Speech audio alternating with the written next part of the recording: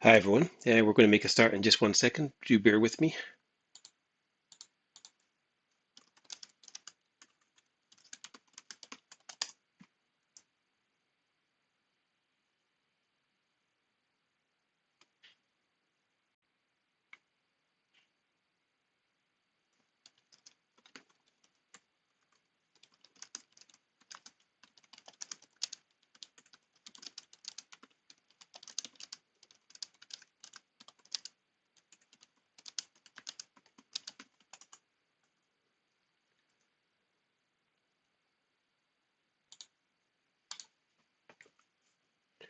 All right, so today we're going to be talking about how we can use simulations to transform business competitions as well. So let me just take you through a couple of slides to get started. So by way of introduction, SimVenture has over 17 years of experience of delivering cutting edge business simulation events. We're renowned for both our Evolution, which is our online business simulation, which we're looking at today, but also our Validate, which is our software, which is again online and it's to do with business ideation and planning, primarily through use of the business model canvas. In case you're wondering who those three resplendent looking chaps are, that is our three directors there. So let me take you on. The products that we have, including Evolution, are used not just by universities, although they remain our kind of core business, but also corporate organizations, training providers, and even increasingly high schools throughout the world. So our software really helps to bring competitions to life, and I say that from experience. Just over the last couple of months, I think I've run a number of competitions, both at university level and in businesses by means of corporate training days, corporate skills development days as part of larger program, sometimes working in conjunction with other training providers as well. So Evolution is our authentic online business simulation. It's designed for professional education. Takes I've done other sessions which explain how you can use Evolution and the different functions it has. And today we're going to be really honing in on competitions, but not forget Validate, and perhaps we'll keep an eye out for other sessions focused around Validate, and we'll take you through how to use that effectively in competitions as well. But it can really be great for kind of having a kind of pitching competition, if you were. So it allows users to ideate and plan and test their own ideas, and maybe even follow that with a little pitch as part of the competition, not within the software, of course, but it works quite well in my experience. So we consider ourselves to have expertise in managing competitions. So just like I said, just over the last few months, I have run personally quite a few of these competition events, and they're really quite varied in terms of the approach, which is what I want to emphasize to anyone who's watching this, that it's really quite flexible in terms of how you want to use the competition. So just as an example of things that I've done in the kind of recent past, I've had competition within a university where we had over 200 students in one room. The students were brand new to the software. They'd never seen Evolution before. So we had a quick introduction, and then very quickly the students were in teams already, and they got to work at running Evolution over a whole day, and we judged the success of that over their performance within probably, I would say, 6 hours of them working away on the simulation. So the whole thing was a very compact event for a large number of students, and the feedback received from them was that it really helped them to get used to working under pressure as much as anything. Working in a competitive environment under time pressure is a valuable learning experience for the students. I've also done corporate workshops, which last half as long as that, where again, the first introduction to the software is on the day. And sometimes I assign teams there and then, and this is something I've done increasingly over the last year, and it gives you a chance to really develop valuable workplace skills um, that they might not have had a chance to practice or they wanted to focus on. And this was part of a larger leadership program that really helped them to develop those leadership skills, those listening skills, active listening, um, within the space of only 3 or 4 hours total, including the introduction to the software and the logging on, etc. We've done larger scale competitions as well, as I'll come on to in just a second. And sometimes we'll give the users, whether they be students, whether they be professionals, a chance to use the software for a few days or a week in advance of the actual competition proper, or the finals day, as we called it in the past. So it's a different experience because those users are a little bit more adept at using the simulation. And sometimes I've been super impressed with the levels that these people have managed to take their business to as well. If you're planning on running a competition yourself, do look over the screen and the services we offer. We can help you to plan a competition that works for you and your environment. And we have options for both facilitating that event for you and for providing the necessary training to allow you to facilitate and run that competition completely autonomously as well. So this is kind of what I was saying. We've worked with a wide range of clients, both in the professional and education sectors as well. So, I don't want to go into too specific as to what our clients were doing, but a lot of them fits into the things that I was just talking about before. So Evolve is something we started doing annually last year, I believe. It may have been a couple of years ago. My memory is not great. But last year was certainly the biggest iteration, where we had over 100 participants from 15 universities across a range of different countries. And it was really great to see the kind of different approaches that these people took. And this was a 2 week long competition. So it's really, as I was mentioning towards the end of what I was saying before, um, where the users were given a chance to really sit down and work with the simulation in their teams for a week on a kind of preliminary round. So they got used to using the simulation, they got used to running it, how it works, and then the top teams, or maybe perhaps all the teams in this situation, were put forward into the kind of final competition week, which is where things start to matter, and the prizes were given based on their performance over that kind of final competitive week.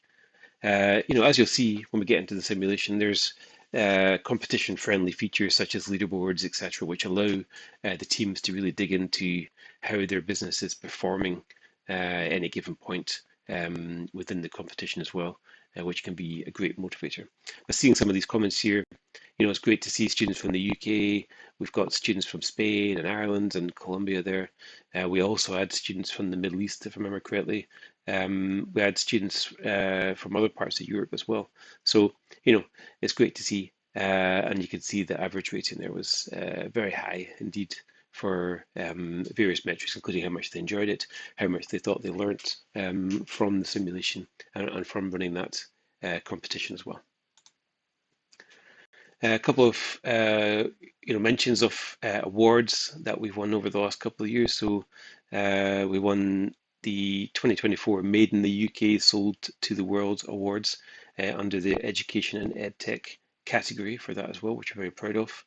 And we're a finalist in the EdTech Cool Tool Awards 2024 in the Games for Learning or Simulation Solution category as well. So, it's great for me personally and for the team as a whole to get the recognition for the work that we do on providing these solutions, not just the software side, but also in managing, you know, bespoke activities and supporting our clients to use the software as in the best way possible. A couple of other testimonials from clients both in the UK and in the USA. So I just put this slide in here just to give anyone who's watching us a chance to read through some of the feedback we received. And my job is great working with the clients, a good chance to meet people who are working with our products in completely different ways as well. And it's always, a learning experience for me to find how people have made use of not just our evolution simulation, but also our validate ideation platform and business planning tool too. So, we've worked for certainly with our Evolve competition, work with sponsors. So there's a good chance for anyone to kind of position their organization alongside, our award-winning, globally renowned software provider such as Simventure there as well, and also to kind of share your mission and your message with future entrepreneurs and business leaders at the kind of very starting point of their journey towards achieving their goals as well. Right, so I'll be showing this slide at the end as well today, and what it is really a QR code which gives you a chance to get in touch with us. Um, you know, uh, I will happily, or one of my colleagues will happily take you through the software and how to use that in as much or as little detail as you want before we talk about, any kind of bespoke things you want to do in terms of activities and uh, how you plan on using it, etc. So, get in touch, help us design a competition that's tailored to the goals that you want to achieve. Right, with that, I'm going to switch across now into evolution. So hopefully this goes seamlessly. I'm still getting used to using YouTube Live. Okay, so here I am. I hope you can see my screen uh, there as well. So in terms of setting up a competition, I thought I'd talk about that first because it's a little bit different. Those of you who've used evolution in the past, um, you might not have set up a competition activity. And just to say, we do have colleagues that are monitoring the chat on this particular live stream. So if you do have any questions, please do write them in the comments, and I will do my best to address those as well. I might even stop what I'm doing and just answer questions as we go along. But also towards the end, there'll be a chance for any question and answers for those who've joined us today. So. There's a couple of different options when you're setting up a competition. I've set up a couple there to show you as well. But what I'm going to do is start off by creating a new activity. Within Evolution, the first step is to name a competition. So I'm going to call this the YouTube competition here. Whether or not you link this to a user group is up to you, and I will provide other guides and videos on how to set up user groups and what the benefits of those are. But the main benefit is that if you're using a preset user group, you don't have to set up teams and assign students to those teams because that's all done in advance. So I'm just going to maybe quickly select a user group that I set up called competition teams. And this allows me to set up a competition using any of our scenarios, ranging from our seed scenario, which is probably our most challenging scenario, starting from year one, quarter one. So brand new business, very limited in terms of how set up things have been. Sorry. I think I've sorry about that. I'll come back to the screen because it's working better. So yeah, a little bit of seed funding in the bank, but not a lot else going on. No product on the market, no income coming in. So a good chance to kind of flex those entrepreneurial muscles from that starting point as well. We have our startup scenario, which is a little bit further forward. What this does really, in effect, it's only 1 year down the line, and the main benefit of using this is that you take away the kind of product design. If that's not something you're interested in developing, it takes away that initial step because you already have a product designed for you, and it is at the very starting point of selling that product as well. You can see that we're making some sales income there from the starting point. The growth scenario is one that I often use for users who are not that familiar, or maybe it's their first time using the simulation. And this is starting from year four. The company is fairly established. You can see sales value per quarter is quite high there. We have some cash. We're at a point of profitability, and it's really about taking forward a company which is a promising situation, albeit fledgling, and growing the company as per the name of the scenario.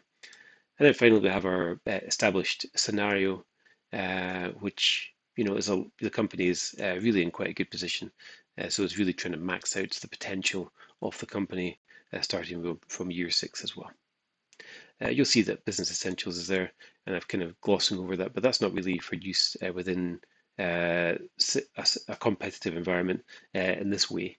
But do please get in touch if you want to know more about our Business Essentials, because they're really quite straightforward uh, activities which allow you to click through and run and learn a lot within a short space of time. Right, so I'm going to choose our growth scenario for just now, just to show you. You'll remember that I've selected a pre-made user group, which means that this will set up all the users into teams and take that forward already.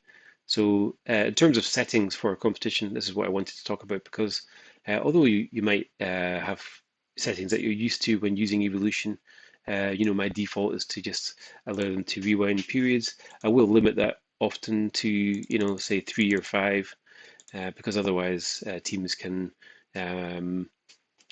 rewind as many times as possible and just try different variables. So if you are using rewinds, which I do encourage because it gives students a chance to go back, undo an egregious mistake like adding an extra zero by mistake, or a mistake in product design, which can be quite costly as well. So allowing them a number of rewinds, a limited number, does allow them to kind of go back and correct the mistake, or to try a different strategy to learn something new from taking a different approach.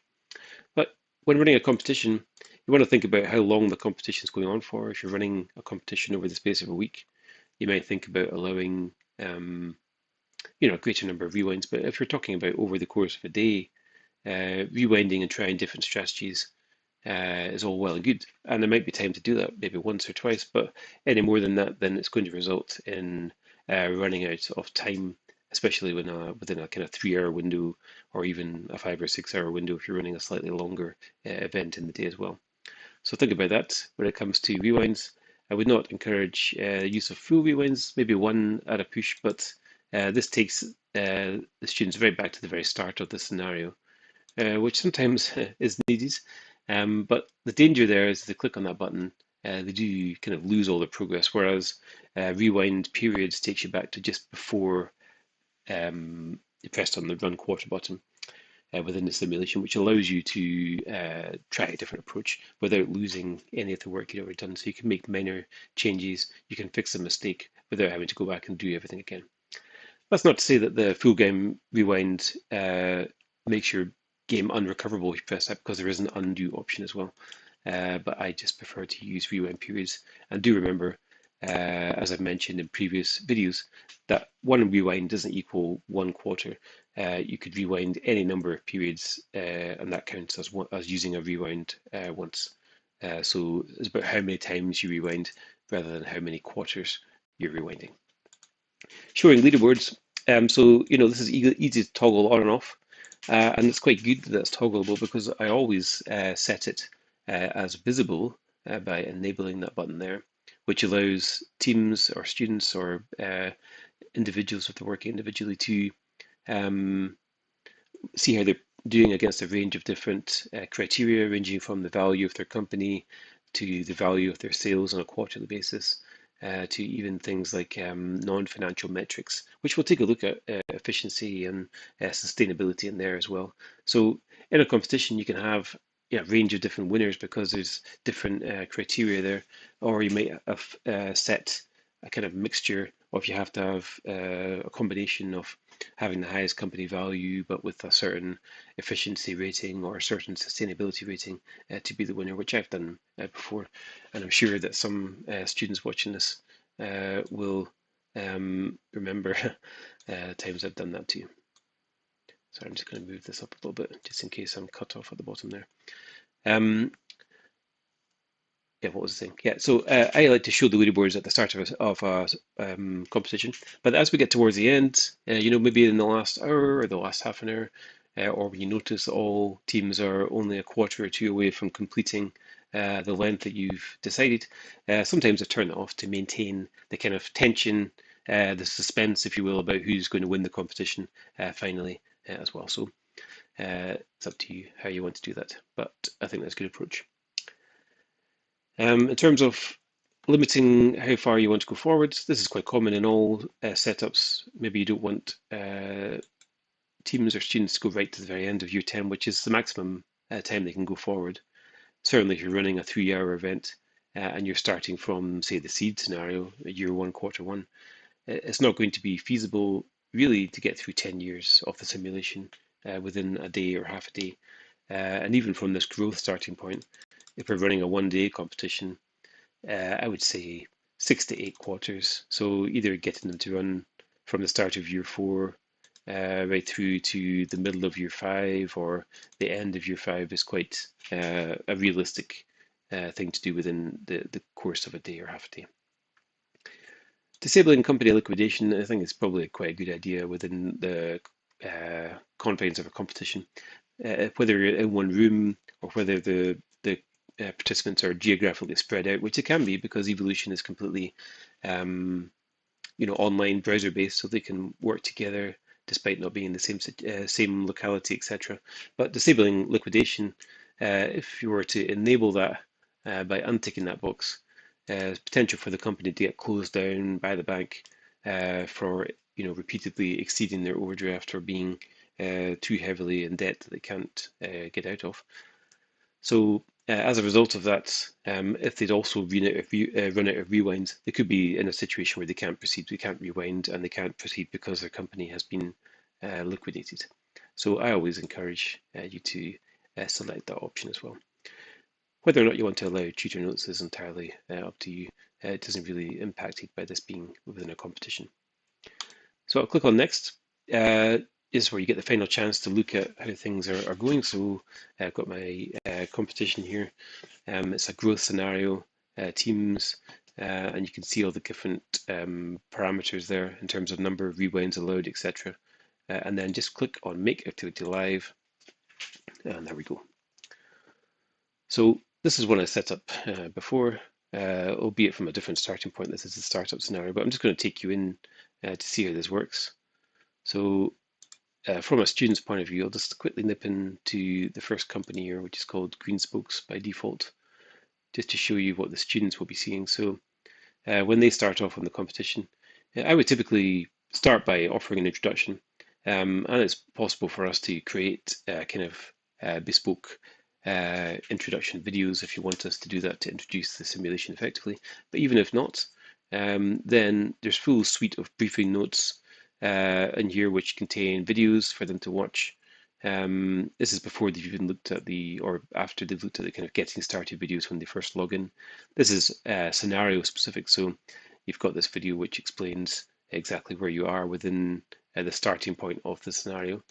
We've got some of the market research, we've got introductory notes, we even have targets that they can work towards, but within the competition, the target is to beat your competitors, so maybe they're not too relevant there as well. Whether or not they've had an introduction, they've got the briefing notes, they've got the advisor, which talks them through a lot of the more, I wouldn't say complicated, but things that are often asked, FAQs, if you will. So how to calculate the value of your company, which is particularly useful if you're using that as the main metric of success within the competition setting. There too, every single department has its own guidance notes as well. So, we've got notes, we've got a range of materials on our YouTube channel as well. We have FAQs for every department. So even within the simulation itself, there's a lot of guidance. And I appreciate if you're working a short space of time, say a day or half a day. It's quite a big expectation for students to read through all the guidance or to get to grips with, particularly if they're not studying finance or they're not that interested in finance, to get to grips with things like profit and loss and balance sheets, etc. But the beauty of the simulation is really that it can be as simple or as complicated as you want it to be. So who's to say that the winning team in any competition is going to be the person or the team that knows what depreciation means, for instance, or is it going to be the team that effectively used the market research to design a bicycle that is going to sell well within the marketplace? So it's not really super necessary to be an expert on all areas of the simulation and therefore running a business to be successful uh, within the context of a competition there too. Um, Students probably want to start off by changing kind of the name of their company in here as well. They might even want to give some job titles within. So I've only got user 3 and 4, but these would be the students' names. So let's say user 3 wants to be the CEO of the company. I've only got 2 team members here, but I've run competitions for team size anything up to kind of 6 or 7 uh, individuals. Personally, I recommend teams between 2 and 4 people because I think that provides an opportunity for everyone to have input into the software as well. Um, Changing the name of the company, editing the logo to create a custom logo. I say this on pretty much every video with Evolution, but these things are trivial. There's no way around that. But also, despite that, no matter what age groups I've worked with in the past, from high school age kids right through to professionals who've been in their jobs for decades, allowing them to put their own kind of personal stamp on their virtual company really does kind of help to build engagement with the simulation right off the bat as well, and to create a sense of ownership. Also, once they've done that, they can look at the leaderboards and see how their company is performing. Top of the leaderboard just now, but that's because no one started yet. So here's our company value. You can see the range of different names of teams I just made up off the top of my head. And I didn't have time to generate custom logos for all these teams, but you often see that. Well, sometimes it's quite a good use of time, even for one person to be working on designing a little logo. It doesn't have to take long, especially with AI tools just now to kind of generate a logo. It takes seconds in there as well. Upload that into simulation, and you can got bragging rights over having a nice formatted logo with a nice team name there on the leaderboards, easily recognizable too. A quick point on the leaderboard. So not only does it have 6 different metrics, as I've mentioned before, and what I was alluding to before, or maybe not alluding is not the right word, but you can judge this on things like company value, which I find to be the fairest metric. Going back to the advisor where it explains how that's calculated, you see the different measures that go into that and the factors that affect the value of your company. Usually, I find the team with the highest company value has performed the best within any given activity as well. But it could be based on profits, it could be based on how much cash they have in the bank, which I would not recommend because it brings to mind the first ever competition I ran when I used to be a lecturer myself when I first came across the simulation. I don't know why. I foolishly made the winning criteria to be cash in the bank. And I still remember to this day that the winning student turned up uh, about, with about an hour left in the competition from the starting point, sold everything, took out the biggest loan possible from that starting point, and they won the competition by quite a distance because they hadn't really tried. If we looked at company value, I mean, it's quite savvy on behalf of the student, absolutely. But the company value was quite low because they had a lot of debt, etc. But in terms of cash, they were the winners. As I mentioned before, there's also non-financial metrics such as efficiency and sustainability. And what I've done before is make the winning criteria not just who's got the highest company value, but also stipulating that they must have efficiency over 80%, and they must have sustainability score of over 70, uh, which those of you who are in any way familiar with the simulation will know means paying attention to some of the smaller details in terms of making sure that your products are sustainable, making sure that you're not wasteful in terms of resources and staff in there as well. So, signs of a well-run virtual company. Within the kind of scenario that we set up just now, uh, it's possible for students, even though they're all on the same starting point, you can work, teams or students can work at their own pace. So it would be possible, and don't have that to show you just now because this is all test data, but say rapid bikes, they could be working faster than other teams, and so they could conceivably be up into kind of year two, halfway through year two before other teams run a quarter, and that's fine because what you want to do is include the kind of end point of the competition. Um, Say from this starting point, year one quarter, we start from year two quarter one, sorry. So you might want to stipulate they want to get to the end of year three or halfway through year three, anything. As long as they get to that point by the end of the day, and they're aware that they've got a limited number of rewinds that they can use at any point, then that's fine. Students can work at different paces within there as well. Going back to my control tower to show you kind of uh, another way to set up the competitions is to make use of our head-to-head facility within, sorry, not very good at typing when I'm being watched in here as well. So head-to-head competition is slightly different. So in this case, you want to turn off the link to user groups, otherwise it won't work for various reasons. And now you'll see at the bottom, I've got this option for head-to-head direct competition.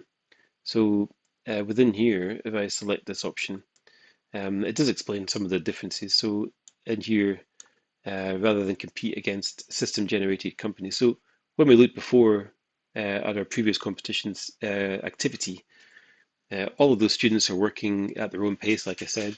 And the reason they're able to do that is because they're all competing against the same computer companies, system generated companies who make the same decisions at the same points in time. So it's a completely level playing field.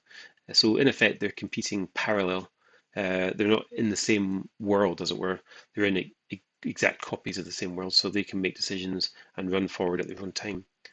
Whereas in the head-to-head scenario, as it says there, rather than competing against those system-generated companies, uh, this scenario puts up to six teams directly against each other. So what that means is you can have up to six teams competing within the same world. And whereas within our previous competition, you could have all the teams could be building exactly the same bike. It wouldn't have any impact because they're not you're not going to see each other's bikes because they're in different instances of the world. A good bike is going to be successful by and large, unless the competition by the AI computer generated companies is better than them. Whereas when competing directly against each other, if they all design, or if 4 out of 6 teams design a very similar bike and market it very similarly to the same demographics, to the same segment of the bicycle market, then that they're not going to do very well compared to teams who take a different approach to them because they'll be competing for exactly the same customers within there as well. And it might sound more exciting, and sometimes it is, and it's very unpredictable. And you get teams who've, particularly if they've had access to the simulation before, trying to implement their kind of strategies that they've used to good effect, the bike designs that they've used to good effect in parallel activities, and suddenly finding that it doesn't work. And you can really see the impact of that helping them to develop skills in innovating and being flexible in their approach and to changing circumstances as well. But it does come with complications in terms of whereas in a parallel competition or parallel activity, sorry, I kind of rushed that word, but teams can work at their own pace. Whereas in a head-to-head, they have to be on the same quarter, otherwise it doesn't make sense. Because how are you going to know if you're within the same instance of the world? How are you going to know um, which customer is going to buy which bike if they're all working at different paces? So they have to be on the same turn. And all that means is that you have to make sure that everyone is ready to run a quarter at a certain time. So I've done this with countdown timers on the big screen in the room if I'm working with students or in corporate settings. So you say, you have to run the first quarter within an hour, and then after that you can give them, say, 20 minutes or to run each quarter. And you've got a countdown timer. If teams are ready before the countdown, all of them are ready before the countdown time has expired, the game will run forward and you can just reset the timer at that point. So they don't have to work to the exact pace of the timer if they're all a bit faster than that. All right, so next that, the downside is you do have to set up um, teams because we can't use a user group. And as you can see here, uh, I wanted to answer the question, because you can only have up to 6 companies within the same shared environment, otherwise things become a bit too messy when you've got a lot of different teams in there as well. So if I was to have 6 teams, that works out all quite well because I've got one game with 6 teams in it. So that's how that's set up. And this is a bit complicated, but what happens if I had 8 teams, you know? So because I've got a maximum of 6, Evolution will automatically divide that into 2 separate instances of the world, each of them with 4 teams in it. Likewise, if I had up to 12, it's 2 times 6. If I had any more than 12, we get into the situation where we've got 3 games. And in this case, because I've got an odd number, I've got 2 iterations with 4 teams and one with 5 in there as well. So just to show you how this works, um, I'll just create one with 15. I'll choose a nice round number, why not? 15 teams, 3 times 5. On to next. Add my participants in. In this case, in this make-believe case, I'm going to be working individually. So 15 students, put them into my activity like so. And then I'll just assign them randomly into different teams. So if I click the random button, I've highlighted all the participants, all of the available companies, and then I'm going to press on add, and it'll assign those users at random.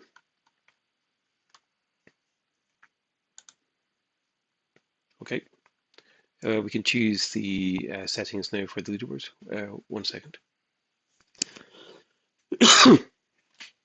Sorry about that. So yeah, once again, you can choose to put the leaderboards on for the first while and then turn that off. We can limit how far the companies can go in here. So, starting from, year 4 or whatever we start from, I think in this case, yeah. So I'm going to go to the end of year 5. You can disable company liquidation for the same reasons that we discussed before. But in terms of rewinds, these are not an option because if all teams have to be on the same quarter, if you were to rewind, it would have to be every team rewinding to a certain point, which is not fair or feasible for one team to decide. They have to rewind and rewinding all the companies within that activity. So that doesn't work. Once I press on next there, you can once again make the activity live. Press on that. It'll take a little bit longer to set this activity up than normal, but not too long, and it should be ready very quickly there as well.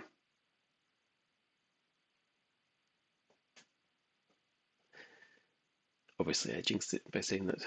But I do have one that's set up already here as well. Oh, there we go. It's ready now. And just like any activity, if I was to go to the companies, you can see all the different companies there, and you can access them too. So one thing I haven't spoken about is, sorry, before I do that, you'll see that games here. So I see that all the teams with game number 1 in there, these are all competing in the same environment, so head to head, exactly. But the decisions that this team up here, company 2, won't have any effect on the teams within game 2 because they're not in the same instance of the world. So they are still competing head to head, but against a limited number of teams in there too. One thing I haven't spoken about within the context of competitions is that you can give them the chance to earn bonuses or face penalties for anything. So that could be not being ready to run the quarter at the time limit. It could be, giving advice to another team. Things like that can earn them some credits or rewards or earn penalties.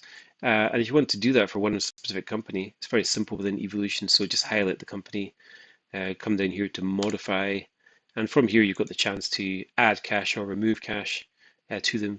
If you were working in a parallel, you could also adjust the size of the market to create a kind of boom within their world, or to restrict how many customers are available to buy their products.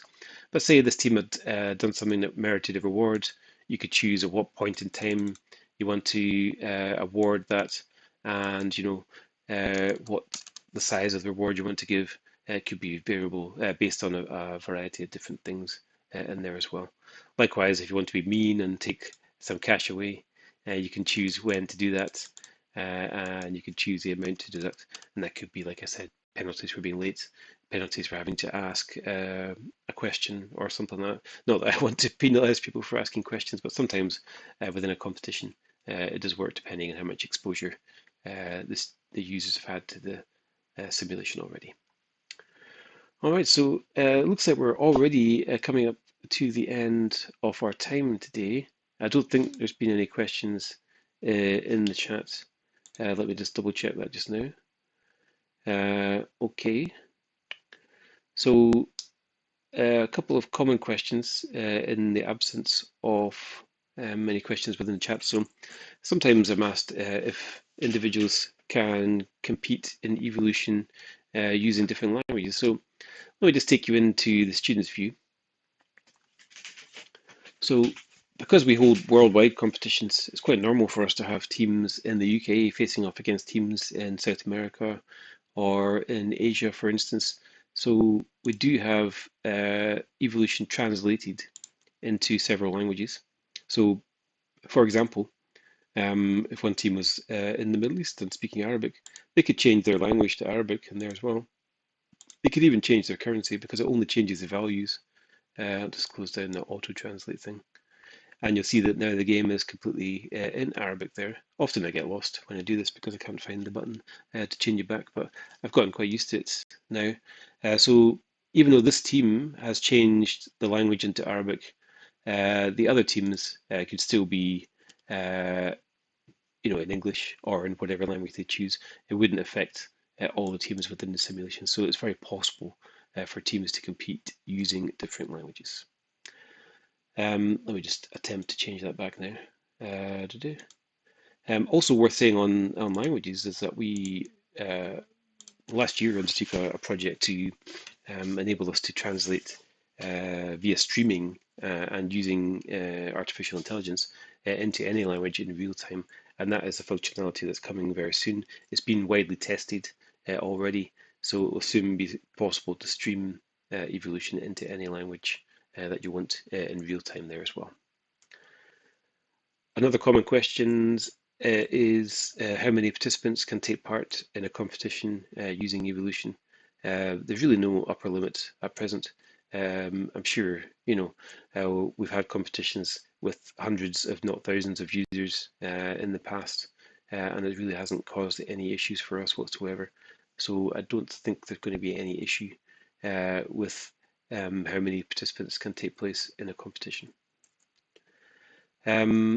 Experience of another question, sorry, I'm reading these off a list, I should say them out loud, but do I have an experience of running competitions with individuals rather than teams, and would I recommend it? So absolutely, evolution works well for individuals, and I think for me to say would I recommend it, absolutely, if that's what you want to do.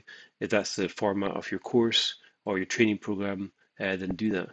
But I also feel that working in teams allows you to develop skills that are in some ways adjacent to the simulation. So as well as learning about how business works, how to make informed decisions within the simulation, what the impact of those decisions were, how to measure that, etc., as well as learning all those skills from using the simulation.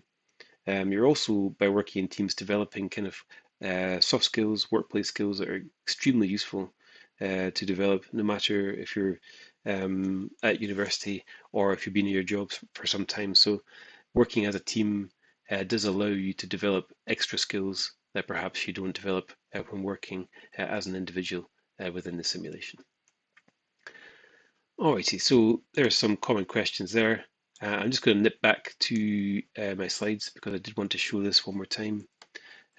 So please do scan the QR code if we can help you to design a competition that's tailored to your goals. Like I said before, we do have options to facilitate that for you, either virtually or in person. And we can have a chat about how best to go about doing that for your own environment as well. So we're getting to the end of the time. I'm keen not to take up any more of your time. So with that, I'll say please do get in touch if you would like to have a demo of either Evolution or of our Validate product as well. And if not, then I'll see you next time. Okay, have a great time.